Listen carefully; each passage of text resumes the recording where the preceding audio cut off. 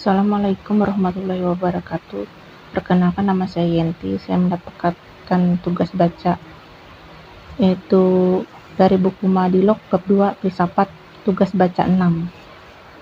Saya sekolah di Sekolah Ilmu Tinggi Ekonomi Walkapas, Kalimantan Tengah, semester 2. Rohani ialah yang dicari oleh mistikus, murid tarekat Hindu kalau ia memandang pucuk hidungnya saja, menyebut om tadi. Kalau teruntuk seperti Buddha Gautama, maka leburlah rohani jiwanya dengan rohani yang mengisi alam ini. Materialitis besar dianggap jembatan antara Hegel dan Marx. Mula-mula memakai dialektika juga buah pikiran, ketika itu banyak memberi alat pelajaran pada Marx dan Engels, tetapi setelah melemparkan dialektika sebagai besar disebabkan hidup terpencil seolah-olah terbuang dari pergaulan, maka hasil pemeriksaan jauh terbelakang dari Hegel. Hegel dianggap oleh kaum materialistis sebagai ujung filsafat yang negatif, yakni ujung yang membetulkan ujung yang buntu. Dianggap sebagai ujung positif, yakni membuka jalan yang baru ke jalan dialektis materialistis kaum Marxis. Sepenuhnya mengakui senjata dialektika, tetapi membuang idealisme Hegel. Sesudah beberapa lama, kemungkinan dipengaruhi Hegel sebagai pelajaran, ia bisa hafal pasal-pasal yang penting dari akhirnya memasang legalisme di atas kakinya yang selamanya dianggap berkaki di kepala, dibalikan sebagaimana mestinya. Bukan berpikiran yang menentukan pergaulan, melainkan keadaan pergaulan yang menentukan pikiran. Ialah suatu akuan dan hasil dari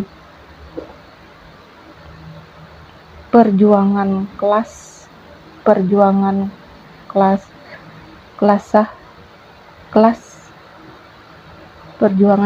yang menjadi kodrat penggerak sejarah masyarakat. Kodrat mengubah bentuk negara menjadi, bukanlah seperti kata Hegel, zaman berbudak bertukar menjadi zaman ningrat, zaman feodal, dan sesudah revolusi Pancasila pada tahun 1789 berukur menjadi zaman kuno dalam pandangan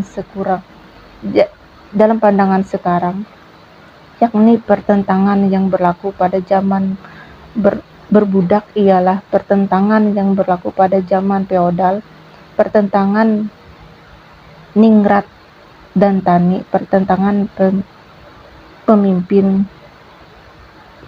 dengan anggota glide pada zaman kapitalisme sekarang. Sekarang pertentangan kaum buruh dan kaum modal, pertentangan kelas yang berdasarkan atas pertentangan ekonomi, itulah yang menjadi kodrat buat menumpuk masyarakat pada suatu bentuk ke bentuk yang lain, dari satu tingkat ke tingkat yang lain. Pertentangan kelas ialah kelas manusia.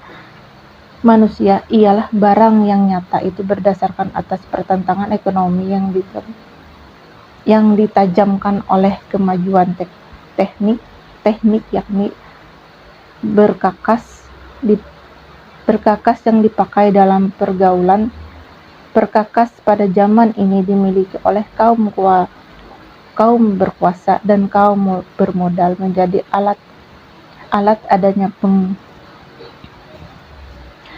perjuangan kelas atas semua kelas manusia yang menjalankan peran dalam sejarah, yakni manusia. Manusia ini adalah benda yang nyata semuanya. Peran sejarah itu tidak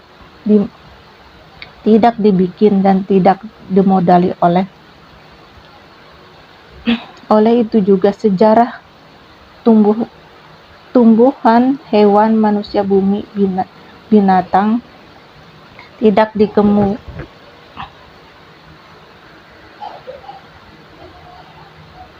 dikemudikan oleh dewa rohani dan sebagainya. Sebagaimana bumi dan bintang berjalan sejarah menurut hukum tarik-menarik dan yang didapat oleh Newton, sebagaimana tumbuhan, hewan, manusia bersejarah menurut hukum evolusi Darwin, beginilah sejarah masyarakat manusia, sejarah menurut hukumnya, yang juga dinamai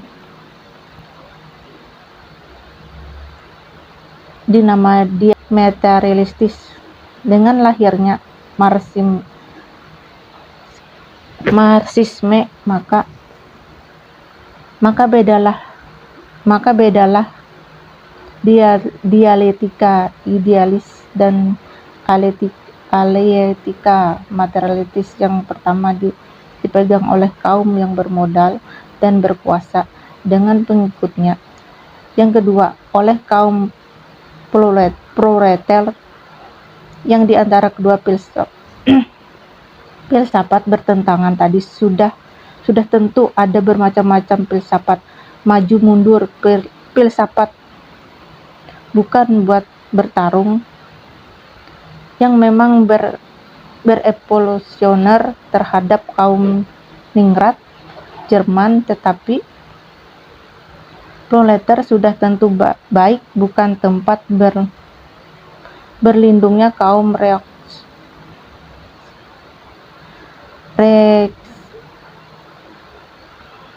kaum Marx. Dalam bentuknya menjadi adat, sebab bentuk ini menerjemahkan keadaan yang ada.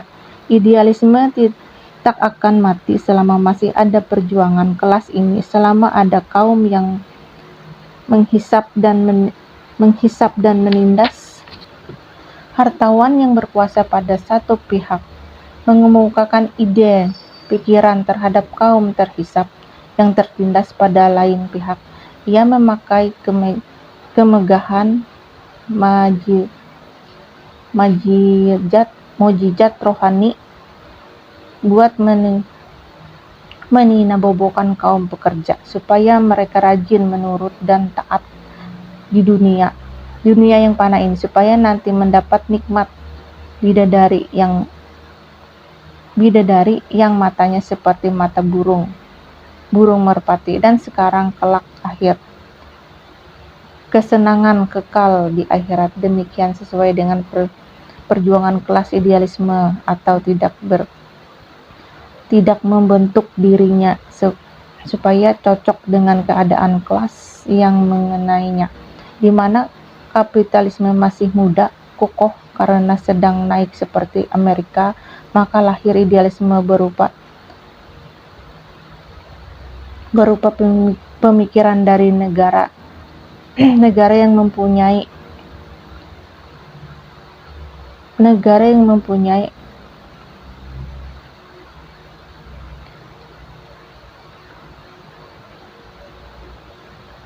mempunyai hakikat yang objektif, yang tenang, tetapi kalau diperiksa lebih dalam, makanya ternyata bahwa tadi bergantung pada paham, cita-cita, dan perasaan. Amerika, negara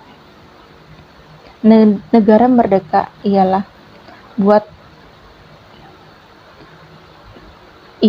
Amerika mengambil masyarakat Brojuis dan paham Brojuis sebagai titik permulaan berpikir ketika Amerika dalam kaya raya sekarang sampai sebelum perang ini.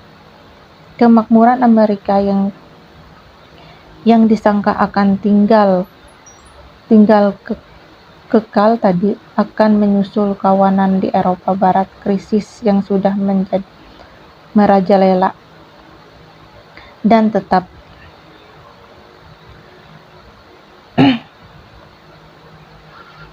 kira-kira buruh dengan anak bininya tidak ditinggalkan begitu saja.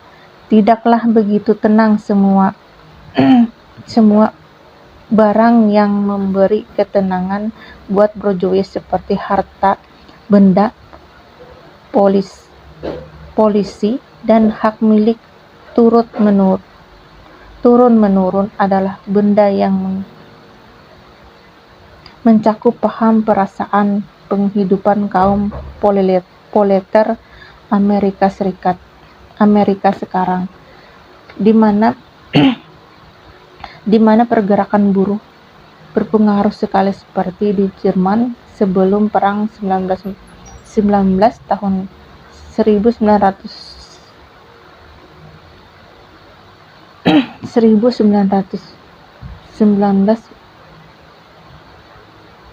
Maka dalam kalangan proletar sendiri, idealisme tidak berani keluar terang-terangan dalam kalangan kaum proletar sendiri. Maksud macam-macam isme yang di luarnya berupa dasar mendapat idealisme. Lenin dalam bukunya dengan terang dan jitu mengemukakan pemisahan kaum ahli filsafat atau dua partai seperti pertama kali dikemukakan oleh Engels, ialah partai ahli filsafat idealis dan partai materialis. Dengan sempurnanya Lenin membuka kedok yang dipakai oleh empiris kritis di Rusia. Usahanya Lenin kalau di Rusia sendiri sering saya dengarkan bahwa ilmu filsafat pada Lenin usahanya dua ahli filsafat materialis yang akhirnya menjauhkan kekuasaan filsafat idealisme di Rusia dan memaksa dia bekerja diam-diam. Ialah ilmu pemandangan dunia yang resmi diopsil di sebelah barat Eropa. Idealisme masih sangat berkuasa pada masa ini. Idealisme lah yang resmi. Idealisme barat pendapat bentuk baru yang memakai baru ialah palsu dari ahli filsafat Bergson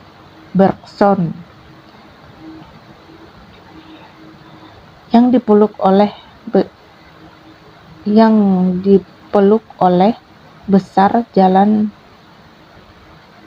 Bakunin. Kata pemikir ini bukanlah tata filsafat yang baru, melainkan aksi baru, paham baru. Manusia berkata pada hakikatnya, beragama, manusia dan Tuhan selalu dalam pergerakan kekal buat perpaduan. Sedikit kata segi filsafat partai. Bahaya itu kebetulan sudah diketahui oleh amat dipelajari muslihat buat memperjuangkan. Kalau saya tak salah, maka perkataan filsafat sekarang terjemahan yang bukan daya upaya pemersatukan ilmu macam-macam itu membuat menjadi buat memeriksa seluk-beluk penghubung. Dengan begitu, maka si ahli mungkin kehilangan hutan karena sangat memperlihatkan pohon-pohon saja. Lupa garis besar karena senantiasa memperhatikan garis yang kecil-kecil saja. Daya upaya semacam ini sekarang yang sering diartikan oleh perkataan filsafat, bukan lagi sikap yang diambil oleh filsafat purbakala yang dengan mengaku tangan dan tapakur. Apakah artinya alam dan apakah artinya pikiran itu? Demikian kalau kita amati kemajuan ilmu filsafat tadi, maka kita lihat zaman tengah dahulu, hakikat ketuhanan kaum di Eropa Barat tak bisa mencari hakikat itu. Persoalan itu tidak dipengaruhi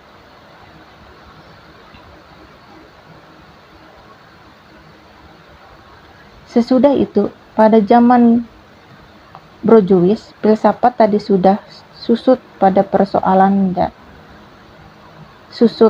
sudah lama pula sifat filsafat ini jatuh ke tangan ilmu jiwa, ilmu yang memeriksa kerjanya otak. Ilmu ini tidak lagi direnungkan oleh si pemikir di atas kursi malas dalam otaknya sejak, melainkan sudah dimasukkan ke laboratorium. Disinilah otak bintang dan otak manusia diperiksa. Di sini yakni pemikiran hewan, perasaan, kemauan hewan, dan kecakapan hewan belajar diperiksa.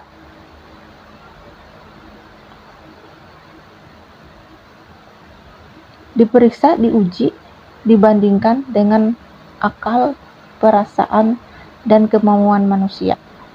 Sekarang persoalan ini sudah menjelma menjadi pemeriksaan atas kerjanya otak yang sudah dimasukkan ke dalam laboratorium bersama dengan ilmu lain. Filsafat berukur artinya berukur, berupa, dan pecah belah menjadi beberapa ilmu yang berdasarkan